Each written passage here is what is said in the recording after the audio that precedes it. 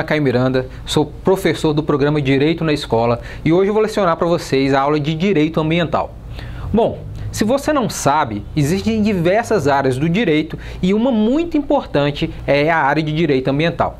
Imagine o seguinte, em toda hora, a todo momento você está no meio ambiente. Acreditamos que o meio ambiente é somente a floresta, né? Somente ali a praia ou locais naturais. Entretanto, o meio ambiente é a sua escola. O meio ambiente também é a sua casa. O meio ambiente é o seu local de trabalho. Ou seja, o meio ambiente é aquele local que o ser humano está convivendo. E, portanto, a Constituição Federal, ou seja, a Carta Magna, a maior lei que existe em nosso país, traz um artigo específico sobre isso. O artigo 225, onde narra que todos nós, cidadãos brasileiros, temos direito ao meio ambiente ecologicamente equilibrado, o qual, inclusive, é bem de uso comum do povo. Então, ou seja, eu, você, seus familiares, todos nós temos direito a um meio ambiente ecologicamente equilibrado. Mas, Caio, o que significa isso, né? Um meio ambiente ecologicamente equilibrado. Então, o meio ambiente, como nós já dissemos, é todo o meio em que nós vivemos, né? Em que todo ser humano convive e os outros seres vivos também, formando todo um ecossistema. Entretanto, quando a gente fala que ele deve estar ecologicamente equilibrado, quer dizer que ele deve estar harmônico, ou seja, tanto nós quanto todos os seres vivos que formam esse ecossistema, formam esse meio ambiente, essa cadeia de relacionamento ambiental deve de fato estar vivendo de forma harmônica. E para tanto, existem diversos princípios que vão aí dar direção para que nós, seres humanos, possamos conviver em harmonia. Então pense o seguinte, a partir do momento que você, na sua casa, você no seu trabalho, cada um de nós, em nossa convivência, busque seguir esses princípios, naturalmente as coisas vão se desenvolver de forma bem harmoniosa. Então, vamos lá. Um primeiro princípio que nós devemos tratar é o princípio da prevenção. Esse princípio, vale a gente já falar do segundo, porque os dois não se confundem um pouquinho, que é o princípio também da precaução. Por quê? Porque todos nós, por mais que vivemos em um sistema de forma capitalista, todo mundo está acostumado com essa forma de consumo, né? Então, naturalmente, a gente por vezes esquece que precisamos também ter o ambiente equilibrado, conforme nós dizíamos no início da nossa aula. Então, esse princípio fala que todos nós devemos prevenir. Ok? Então a prevenção parte de todos nós. Então tomar cuidado, ter uma precaução com o meio ambiente. Mas como que nós vamos fazer isso de forma efetiva? Então vamos lá. Existem certas políticas que nós podemos atender através do quê? De uma conscientização. Cada um de nós pode se conscientizar e para isso existiu diversas políticas públicas e também há que a gente precisa, como por exemplo o Rio 92, quando a gente fala da Política Nacional do Meio Ambiente, que traz esses princípios de prevenção e também um outro princípio que é o princípio da responsabilidade ou da responsabilização. Quando nós falamos desse princípio é entender que cada um de nós tem a sua parcela de cuidado e a sua parcela também de responsabilidade. Então, como eu posso ajudar efetivamente? Essa é a principal pergunta. Então, nas nossas escolas, nas nossas casas, a gente já pode começar a implantar a coleta seletiva de lixo. Então, hoje em dia, alguns condomínios já adotam, por exemplo, utilizar o lixo orgânico e o lixo seco. Isso é tão somente parcela dessa coleta seletiva, mas já ajuda bastante, porque esse material seco que puder ser reciclável, ele vai ser separado ao chegar ali no aterro sanitário, que nós vamos falar um pouquinho mais à frente a sua necessidade e a sua importância. Entretanto, o que eu quero falar para vocês hoje, gente? Entenda que se eu separar ali meu lixo em lixo orgânico, em lixo também, vamos mudar essa palavra, tá? Vamos fazer um parênteses aqui, não um lixo, né? Mas um resíduo. Por quê? Um lixo é aquilo que não pode ter nenhum tipo de aproveitamento mais. Mas, entretanto, nós temos diversos resíduos na nossa casa. Como, por exemplo, as latinhas, né? Seja de refrigerante, seja de cerveja, elas podem ser recicláveis. Outro aspecto também é o plástico. Nós consumimos uma quantidade absurda de plástico. O Brasil é um dos países que mais consome plástico no mundo. Então, por isso, nós precisamos aí, de forma efetiva, reciclar esse plástico. O vidro também pode ser reciclável e também o metal. Então eu posso começar na minha casa e cobrar isso na minha escola, se é que já não adota, também a coleta seletiva de lixo. Porque isso vai fazer com que aconteça uma série de coisas. Primeiro, a precaução, lembram lá. Segundo, uma responsabilidade. Nós estamos criando consciência em todo o nosso meio, na nossa casa, em nossa escola, em nosso trabalho. E isso tem relacionado ao meio ambiente ecologicamente equilibrado. Perfeito? E aí, seguindo, pessoal, olha o que a gente precisa tratar ainda. Tem um grande aspecto que é quando a gente leva isso a uma reciclagem, por exemplo, não sei se vocês sabem, mas a latinha, o alumínio, você consegue vender. Então, ou seja, você consegue até ganhar dinheiro. Existe algo chamado gestão ambiental e que diversas empresas aplicam hoje em dia e que trazem recursos. Vou dar um exemplo para vocês que aconteceu numa empresa onde a gente desenvolveu um projeto de gestão ambiental. Olha o que aconteceu, era uma pizzaria até grande e que ele tinha diversas lacunas, coisas que perdia ali. Então as caixas de papelão das pizzas eram descartadas de forma indiscriminada. Então o que a gente buscou fazer? Levar para uma empresa de reciclagem e esse papelão se transformou em folhas, porque ele fez os blocos que ele anotava os pedidos ali. Claro que nós sabemos que estamos, né, aí num momento pandêmico, que não está podendo ir consumir lá, mas na época podia. Então os blocos de pedido foram exatamente, né, feitos das caixas de papelão que iriam ser descartadas. E com esse recurso que ele vendia, ele produziu o bloco e o remanescente, ou seja, o que sobrou, o que ele ainda tinha, ele pegou e comprava, né, ali outras sacolinhas que ele precisava, outros materiais que ele precisava dentro da sua própria empresa. Vê? É uma forma de economia, precaução e ainda pode gerar recursos para a empresa. Existem diversas empresas e cada um de nós também pode fazer isso, né? Meus pais me falavam muito isso, até muitas vezes a nossa geração também já vendeu latinha alguma vez na vida, porque faz um dinheiro e às vezes aquilo lá está completamente perdido. Então essa é a diferença de lixo para resíduo. Se eu enxergo como um resíduo, aquilo que eu posso ainda aproveitar de alguma forma, hoje em dia a gente vê diversas coisas aí no Instagram, no Facebook, TikTok, Snapchat, tantas redes sociais, onde a pessoa transforma, por exemplo, uma garrafa de vidro, uma lata, por exemplo, de leite, em uma arte. Vê? Isso é reaproveitar, isso é agir de forma consciente, isso é sustentabilidade que nós vamos falar no final dessa aula, ok? Não me deixe esquecer, fica aqui comigo que nós vamos seguir nessa aula. Outro princípio, e para finalizar essa parte dos princípios que nós estamos tratando, é o princípio do poluidor pagador. O que quer dizer isso? A partir do momento que você comete um equívoco de você não preservar o meio ambiente, você causar dano ao meio ambiente, é de sua responsabilidade o reparar. Esse princípio ele também está junto com esse princípio da responsabilidade.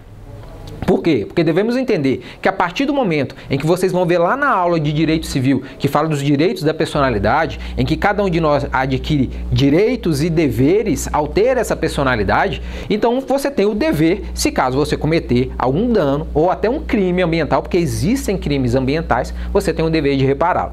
Isso é para que a pessoa, se ela não aprende, vamos dizer assim, pelo amor, pela conscientização, não se sensibiliza com isso, ela tem que aprender de outra forma. Então, por isso, a lei traz uma punição específica.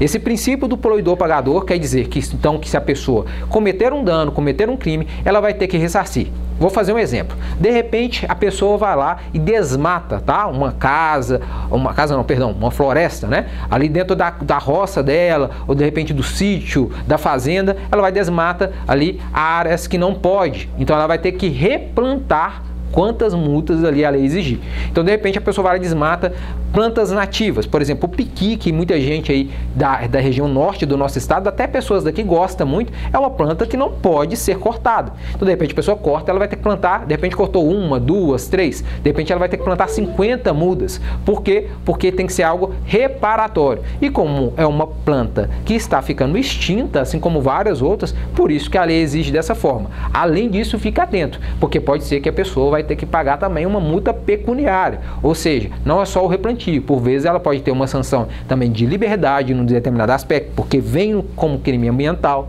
ok? Então tudo isso faz parte desse princípio do poluidor pagador, ou seja, se você poluiu, você vai ter que reparar aquele dano que você causou. Isso serve não só para empresas, isso serve para cada um de nós. Por vezes a pessoa compra um lote e tem lá um pequizeiro, tem lá uma árvore de ipê ou outras árvores que são nativas e que não podem ser cortadas. Vamos pegar um exemplo que a gente estuda na história, né? E na escola mesmo a gente estuda. O pau-brasil é algo que praticamente existe muito pouco, né? Da quantidade que nós tínhamos. Hoje, se cortar uma árvore de pau-brasil, vamos dizer, a multa é muito grande. Então, cada um de nós precisa perceber isso, que quando eu compro um lote, eu não posso sair cortando tudo para fazer a construção como eu quero. Existem leis, inclusive, que prevê que 10% da construção ou da área construída, ela deve ser, inclusive, preservada. Outro exemplo que gostaríamos de dar dentro deste exemplo do poluidor pagador, ou da responsabilidade, da precaução e da prevenção, lembre-se desses 4 princípios que estamos narrando de forma muito importante. Então você deve guardar. Então prevenção, precaução, responsabilidade e o princípio do poluidor pagador. É o exemplo quando a pessoa compra uma chácara ou vários hectares de terra. Pode acontecer muito, Nós estamos aqui em Divinópolis, temos diversas áreas em volta de nossa cidade que são consideradas aí como roças, E que a pessoa quer comprar. E às vezes tem água. Será que ela não precisa saber uma forma de utilização daquela água? Ela pode dispor da água como ela quiser? Ela pode poluir aquela água? Não, ela precisa ali ter um órgão específico que vai dar uma outorga, ou seja, uma autorização, uma permissão para que ela utilize de forma específica. Assim também não pode desmatar e que tem que ter todo um cuidado específico. Vê, pessoal, então a todo hora e momento o direito ambiental ele está na nossa vida. Não adianta a gente discriminar isso e esquecer disso e nem negligenciar. Existe algo que fala que existe o capitalismo versus o ambientalismo. Bom, mas vamos perceber, se eu destruo um meio que eu vivo, o que vai acontecer? Será que eu vou ter um meio de qualidade para me ver? Quantas pessoas têm problemas respiratórios devido à poluição, por exemplo? Quantas pessoas têm diversos problemas por um outro aspecto? Então aí surge a sustentabilidade. Tudo que essas leis buscam de forma efetiva trazer é a sustentabilidade. Quando eu falo de sustentabilidade, é conseguir lucros, a pessoa conseguir realmente ter uma economia efetiva, a pessoa realmente conseguir ter o trabalho dela, toda a sua organização, mas, lembrando, de uma forma que ela não agrida ao meio ambiente, ou que não agrida tanto. Então, vê que aqui nós estamos falando não só da reparação, ou seja, tem a reparação logo após você causar o dano. Mas lembramos do princípio da prevenção, foi o primeiro que nós falamos. É necessário que a pessoa já vá trabalhando ali de forma equilibrada. Então, um tipo disso é quando a pessoa precisa, ao abrir uma empresa, ou cada um de nós, a gente tem ali diversos aspectos ambientais na nossa vida e preciso preservar isso, respeitar isso. Um exemplo muito específico são áreas de preservação permanente. Ao redor dos rios, por exemplo, acontece muito caso de rios que tem a mata ciliar, essa mata que fica ao redor do rio, ali completamente desmatada e o rio de repente inunda, ok? Então isso pode acontecer. Outro exemplo que acontece quando eu negligencio esse aspecto também do meio ambiente, quando eu deixo de lado isso aí, vamos pegar o exemplo, não sei se vocês se recordam, mas mais ou menos em 2017, 2018, nós tivemos uma escassez de água aqui em Divinópolis. Então percebam, nós estamos num dos estados mais abundantes em água, em uma cidade que tem muita água e mesmo assim teve um racionamento, existem momentos que ficou sem água. Então por que isso? Porque se eu usar de forma indiscriminada, naturalmente, isso vai acabar, porque esses recursos são considerados recursos não renováveis. Quer dizer que, por vezes, ele pode não se renovar. Na maior parte das vezes, essa água ela é finita. Algo que nós devemos entender é que é somente 1% da água do mundo, 3% da água do mundo, ela é potável e 1% é que ela está nas geleiras, Então, perceba, a gente tem 2% da água de todo mundo como água potável. Então, a gente precisa começar a cuidar disso de forma mais efetiva, entende, pessoal? É uma responsabilidade de cada um de nós. E falando da água, a gente tem aquelas coisas que, por vezes, para vocês podem parecer repetitivas e que acontece sempre de falar, mas que são muito importantes. Imagina, você já ficou um dia sem tomar água? O quanto você sente sede? Ou, por exemplo, ficou um dia que você queria muito tomar um banho e você chega em casa e não tem água. Então, o que eu posso fazer para contribuir com isso? Então, eu tenho que diminuir o meu tempo no banho. Ainda, eu posso ali fazer com que, de fato, naquele momento que eu estou escovando os dentes, eu feche a torneira. São pequenas práticas ao lavar o carro e etc. E isso não só nós, na nossa prática, mas vamos ensinar para as pessoas. Às vezes a gente vê a vizinha lá lavando o passeio ali de mangueira, então que a gente pode efetivamente ajudá-la. Olha, não vamos fazer isso, de repente lavar com baldes, isso vai fazer com que o desperdício de água seja mas bem menor mesmo. Você sabia, só para a gente ilustrar isso, que quando você dá uma descarga, que você fica segurando um tempo, ele gasta mais de 20 litros de água? Então isso vai fazer com que a produção que nós tenhamos seja muito pequena. Um outro exemplo que eu gosto de deixar também, muito para empresas, muito também na escola, é que às vezes tem um copo descartável. Então gasta-se 3 vezes mais a quantidade de água do que para lavar um copo. Então, de repente, se eu levar uma garrafinha da minha casa para a escola, para o meu trabalho, para onde for, eu vou poder utilizar essa água de forma mais efetiva, com menos desperdício, não precisa ficar toda hora utilizando um copinho descartável. Então, isso é uma prática, são pequenas práticas que vai fazer com que a durabilidade, que a saúde nossa ambiental e, consequentemente, a nossa saúde seja muito maior, muito melhor. Isso nos ajuda muito, isso é muito importante para cada um de nós. Nós gostaríamos de seguir num segundo ponto, já partindo do meio para o fim da nossa aula, que é algo muito importante, tá? Tudo é importante, né, gente? Tô falando que é importante, mas acabou que tudo é importante aqui, porque nós estamos falando de uma parte ambiental e que é o sustento da nossa vida. O que nós gostaríamos de tratar, além da conscientização e trazer essa sensibilização para esses cuidados, é também que você perceba que dentro do princípio da responsabilidade, do princípio de tudo isso que nós estamos tratando, é muito importante que dentro da sustentabilidade nós temos energias sustentáveis, tá? Então, por exemplo, hoje a maior fonte de energia, de onde sai a maior parte da energia, né, das nossas casas, que chega até nossas casas, que chega nas empresas, que chega em todas as cidades, é de hidrelétricas, né? Entretanto, a hidrelétrica, por mais que ela utilize do rio ali para produzir toda a energia que entra essa água nas turbinas, faz com que isso gire e tenha a energia, ela faz com que toda aquela região seja alagada, destruindo toda a fauna e toda a flora daquela região. Então pense, será que nosso país não tem outras fontes de energia sustentáveis e que são energias inclusive renováveis? Como, por exemplo, a energia solar. Então, algo que hoje já é até muito difundido, existem empresas com energia solar, né? Casas com energia solar, que serve tanto para aquecer a água e serve tanto também para produzir energia. Isso faz com que você tenha muito mais economia na conta, isso é muito positivo e faz com que você também ajude esse meio ambiente. Agora vamos imaginar, nós vivemos num país tropical, certo?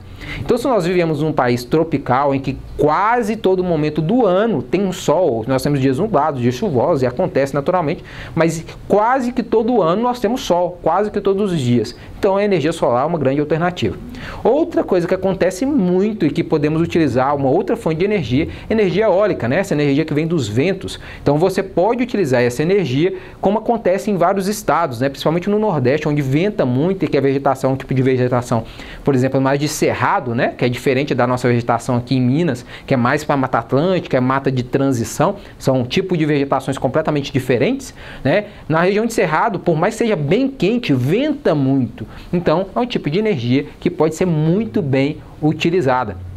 Né? Isso tudo vai fazer com que de fato nós consigamos, né, ter um tipo de energia com maior qualidade, com uma diferenciação maior e que isso entende que o vento não acaba, né? O sol não acaba. Então são fontes de uma forma sustentável. Então dentro da nossa vida, dentro de tudo que a gente vai estudando, vai complementando, existem diversas pequenas práticas que se somadas, se eu fizer, você fizer, cada um de nós fizermos, isso vai fazer com que nós tenhamos uma qualidade de vida muito maior e ainda tenhamos uma economia, por vezes podemos ter lucros com isso e uma sustentabilidade muito maior. E por fim, pessoal, vejam, por exemplo, algo que afeta a todos nós, tá? Que é o aspecto das queimadas, tá? Então, às vezes a gente vê a queimada, igual aconteceu lá na Amazonas, que destruiu muito e fica lá chocado e etc. Mas, de repente, a gente tem um lote vago do lado da nossa casa e tá lá, às vezes eu queimando, outra pessoa fazendo uma queimada ali para quê? Para limpar o lote e eu não ter que pagar alguém ou ter que ir lá capinar, limpar aquele lote. Então, a gente só se choca com o grande, com o macro, mas perceba que ao fazer essa queimada aqui, está acontecendo uma série de coisas. Primeiro, eu estou fazendo com que existem diversos gases poluentes na atmosfera, ok? Então vai fazer com que a qualidade do ar diminua. E perceba, no nosso exemplo, nós vivemos nesse momento da pandemia do Covid-19, o que mais afeta? O pulmão. Então, se eu estou tendo uma queimada, eu estou fazendo com que tenha mais ainda, né, problemas respiratórios, ok? 2. Além de fazer isso, você aumenta os efeitos, né, do aquecimento global. Então vai fazer com que o calor aumente. Exemplo, existe um estudo que fala que a cada ano tem subido 2 graus na temperatura, né, de nosso país. E ninguém gosta de ficar sentindo tanto calor assim, a não ser na praia ou na cachoeira, né? No dia a dia a gente não gosta tanto. Então é uma maneira também de diminuir. E terceiro, né, acaba que a pessoa está gerando um dano ao meio ambiente. Então como eu posso fazer isso? Eu posso estar denunciando ou buscando muitas vezes ajudar a conscientizar aquela pessoa. Porque às vezes a pessoa nem sequer tem consciência que aquilo é. Ela sabe que é errado, mas ela não tem consciência mesmo, ela não teve talvez uma educação ambiental e que inclusive é um princípio, tá no inciso 6º do artigo 225, que foi esse que eu narrei para vocês. O meio ambiente é ecologicamente equilibrado. Fala da educação ambiental, nesse inciso 6º, e fala também da conscientização. Então, eu posso me conscientizar e o outro também pode se conscientizar. E aí a gente costuma dizer que para conscientizar você tem que se sensibilizar. Então, às vezes a pessoa não vai entender, vai querer continuar queimando. Mas aí você fala para a pessoa, olha, você entende que você pode ter uma multa por conta disso? Às vezes na hora que ela sente no bolso, né? Aí ela realmente fala assim, opa, peraí, eu tenho que pensar de forma diferente. Pessoal, partindo para o fim da nossa aula, então, eu quero falar com vocês do aterro sanitário. Bom, qual que é a diferença? Se você pesquisar, nossa história é recente, tá? Há poucos anos, o que acontece? Nós tínhamos lixões. Sabe aquele lixo em céu aberto que era descartado? Hoje em dia não, nós temos aterros sanitários. O que isso significa? Significa que esse lixo vai ser, colocado em um local e vai ser colocado debaixo da terra, fazendo ali camadas. Por quê? Porque a terra é um elemento que regenera, vai conseguir fazer com que aquele lixo, vai se decompondo ali com o tempo, claro, com um bom tempo, aquilo ali vai realmente se decompondo. Então tem certas coisas que nós podemos tomar cuidado, como nós falamos. Se eu não quero que fique, que eu tenha vários locais no mundo ou no nosso estado, no nosso país, na nossa cidade, que acaba passando por ficar aquele odor, aquele cheiro horrível, ou de repente que não tem um local de descarte específico, eu posso contribuir com a coleta seletiva, ok? Outro aspecto é evitar certos tipos de materiais que demoram muito tempo a se decompor no meio ambiente, como por exemplo o isopor, talvez na escola de vocês utilizam menos hoje em dia, tem o EVA, tem outras coisas, mas na minha época de escola a gente utilizava muito isopor. Isopor, por exemplo, uma partícula de isopor, ela demora de mais de 100 anos para se decompor no meio ambiente, Então, ou seja, porque o polímero de carbono ele demora muito mais, para se decompor. Nós temos aí o pneu, então reutilização de pneu, muitas vezes para aqueles pneus que já está careca, no popular, como se diz, você pode utilizar para fazer um muro de arrimo, pode utilizar para plantar. Hoje em dia o pessoal faz puff de pneu, então, ou seja, diversas alternativas. Você pode transformar aquele lixo, entre aspas, porque agora você já sabe que é um resíduo sólido, ou seja, um resíduo que está ali perdido, eu posso transformar ele em alguma coisa, posso trazer um ganho efetivo disso aí, eu posso transformar em uma arte. Então, talvez nesse momento de pandemia pode surgir até uma fonte de renda aí para você de uma forma alternativa. Ou seja, várias pessoas, inclusive, tive contato recentemente, estão vivendo aí da reciclagem. Então, é uma outra fonte de renda que pode acontecer, como existe uma empresa aqui em Divinópolis que, por exemplo, recicla óleo de cozinha. Então, até aquele óleo de cozinha, em vez de você descartar ali na pia, você pode colocar numa garrafa, leva para essa empresa, ela vai comprar de você ali bem baratinho, mas ainda que você doe, mesmo que você não ganhe nada com aquilo, você deixa de gerar entupimentos na sua pia, você deixa de gerar uma série de problemas e deixa de fazer com que talvez o esgoto ali da sua casa fique com um cheiro horrível. Então você vai fazer com que, além de você ter esses benefícios, você está contribuindo para o meio ambiente, está gerando renda, gerando emprego, você está contribuindo de uma forma muito efetiva.